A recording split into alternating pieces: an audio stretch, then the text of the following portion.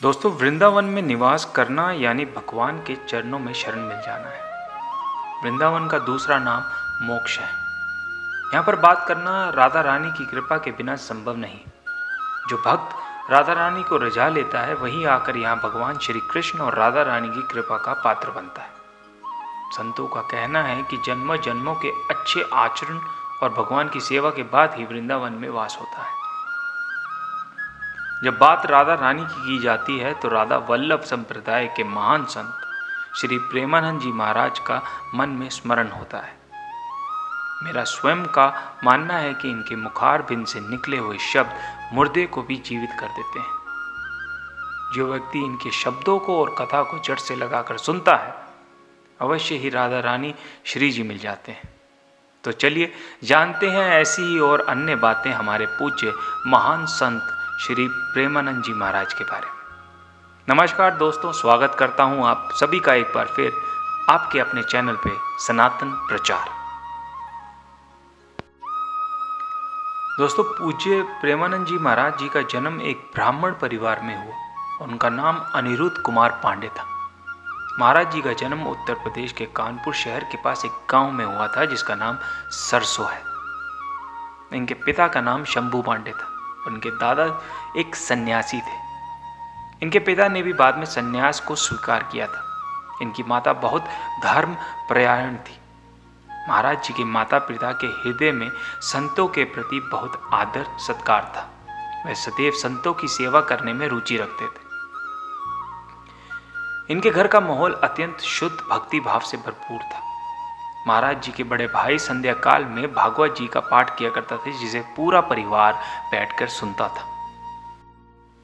महाराज जी ने अपनी छोटी उम्र में ही बहुत अन्य प्रकार के चालीसा का पाठ करना आरंभ कर दिया था और 5वीं कक्षा में पहुंचते पहुंचते उन्होंने गीता प्रेस की सुख सागर का पढ़ना शुरू कर दिया था। महाराज जी बचपन से ही जीवन के उद्देश्य के ऊपर सवाल उठाते थे। वे कहते थे कि माता पिता का प्रेम स्थायी है या अस्थायी है? अगर स्थायी है तो इतना मोह क्यों?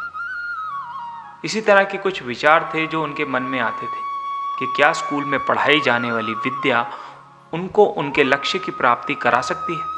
अगर नहीं करा सकती है तो इसे पढ़ने का क्या फायदा है? कहते हैं अपने मन में बहुत सवाल उठाने के बाद उन्होंने श्री राम जय जय राम और श्री कृष्ण गोविंद हरे मुरारी का जाप करना शुरू कर दिया। 9वीं कक्षा तक पहुंचते पहुंचते उन्होंने ये फैसला कर लिया कि उनको अध्यात्मिक की तरफ का रास्ता चुनना है। ये बात उन्होंने अपने माता पिता के साथ भी की। इस बात के लिए तो वह स्वयं अपने परिवार जनों को छोड़ने के लिए भी तैयार थे। गोविंद शरण महाराज जी ने अपना घर 13 साल की उम्र में छोड़ दिया। उन्होंने सन्यासियों से अपनी दीक्षा ली और उनका नाम पूरा अनंत ब्रह्मचारी रखा गया। कुछ देर बाद प्रेमानंद महाराज जी ने सन्यास भी स्वीकार कर लिया। महाराज जी का अधिकांश जीवन गंगा नदी के तट पर ही बीता।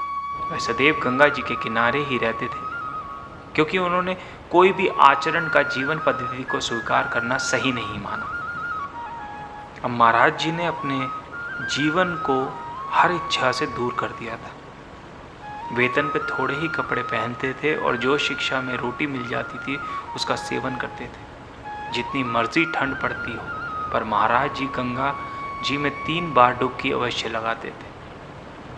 महाराज जी बहुत दिनों तक भूखे प्यासे भी रहते थे और उपवास करते थे। जैसे खाने को पाने को मिलता था उसी स्वीकार करते थे, लेकिन वह भगवान की भक्ति में लगे रहते थे। उनका स्मरण भगवान में नहीं छूटता था। कहा जाता है कि संन्यास मार्ग में ही प्रेमानंद जी महाराज को भगवान सदाशिव के स्वयं दर्शन हुए। महाराज स्वयं कहते हैं कि भगवान शिव की कृपा से ही वह वृंदावन के रास्ते पर आए थे। कहते हैं कि महाराज जी एक दिन बनारस में एक पेड़ के नीचे बैठकर ध्यान कर रहे थे। तभी उनको राधा कृष्ण की महिमा का आभास हुआ। उन्होंने एक संत की प्रेरणा से 1 महीने के लिए रास्ता खुद देखने की इच्छा जताई। महाराज जी श्री चैतन्य महाप्रभु की लीलाएं देखते थे और रात को रास लीलाएं देखते थे। कहते हैं कि उस 1 महीने में उनके जीवन में सबसे बड़ा परिवर्तन आया।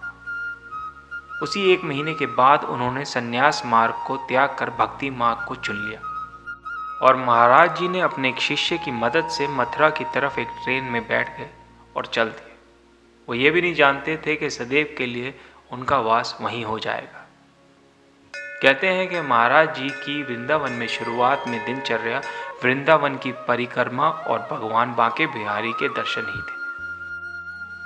महाराज जी राधा वल्लभ मंदिर में स्वयं राधा जी को ही निहारते रहते थे और ये बात वहाँ खड़े एक स्वामी ने देखी तो उन्हें राधा सुधा निधि का एक श्लोक सुनाया।